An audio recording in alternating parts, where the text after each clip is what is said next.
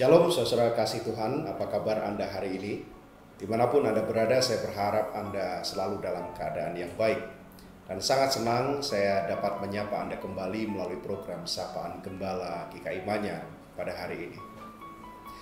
Saudara kasih Tuhan, ada sebuah penelitian yang dilakukan pada tahun 2007. Dan penelitian ini menunjukkan bahwa setiap harinya manusia rata-rata berbicara sebanyak 16.000 kata per hari. Nah, hal ini tentu terlepas dari sebuah stereotip gender yang mengatakan bahwa perempuan itu dianggap lebih banyak bicara ketimbang laki-laki dan lain sebagainya. Sebab, saudara, penelitian ini menunjukkan bahwa baik laki-laki maupun perempuan sebenarnya memiliki jumlah perkataan yang hampir sama dalam komunikasi sehari-hari. Nah, saudaraku, kalau kita merenungkan kembali, bagian yang terpenting sebenarnya bukanlah soal berapa banyak kata yang kita ucapkan, berapa banyak perkataan yang saya ucapkan dalam hidup sehari-hari.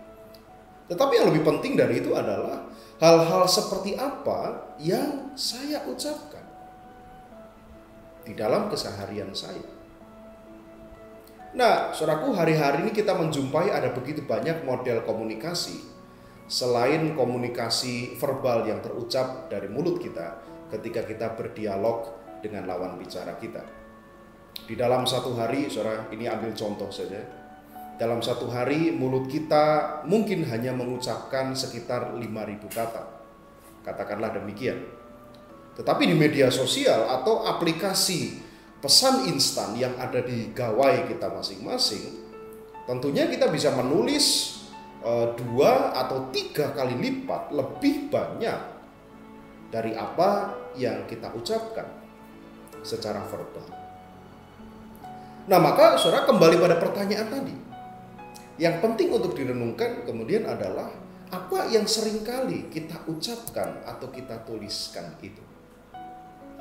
Saudara, bagi penulis surat Yakobus, kemampuan seseorang untuk mengendalikan segala sesuatu yang berurusan dengan lidah akan menunjukkan kualitas seseorang sebagai murid Kristus. Tetapi berita buruknya adalah di dalam bagian suratnya yang terdahulu, Yakobus juga pernah mengatakan bahwa tidak ada seorang pun, bayangkan saudara, tidak ada seorang pun yang bisa menjinakkan lidahnya. Dan jika tidak ada manusia yang dapat menjinakkan lidahnya, maka harapan satu-satunya terletak pada bagaimana kemudian kita membangun kerohanian yang baik, kerohanian yang benar, supaya segala yang baik itu pun lahir dari dalam diri kita dan tercermin lewat setiap perkataan kita. Nah, saudara, di dalam bacaan leksionari harian pada hari ini dari Yakobus pasal 3 ayat 17 dan 18, paling tidak kita akan melihat ada beberapa hal yang perlu kita refleksikan, perlu kita tanyakan pada diri kita sendiri sebelum kita berkata-kata. Yang pertama, apakah perkataanku itu membangun dan membawa perdamaian?